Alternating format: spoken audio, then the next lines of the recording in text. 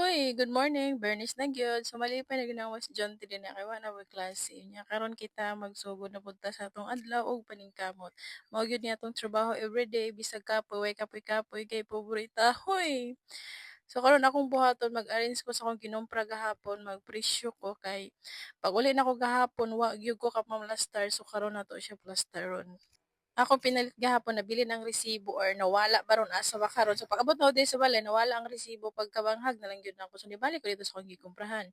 Unya karon nangayo ta na ko kanang kuan ba, kanang copy lang sa resibo or bisag ako na lang picturean ng ano nila para kay makuha na ko ang resibo. Kung saan ako pag-check sa akong ginumpra kay ambot asa ra nilupad ang resibo nilupad pero yung sa maling tao. Huy. Mo to kay dili na daw makita ang resibo kay pangitaw ng number. So pangita sa number na wala gani ang resibo no.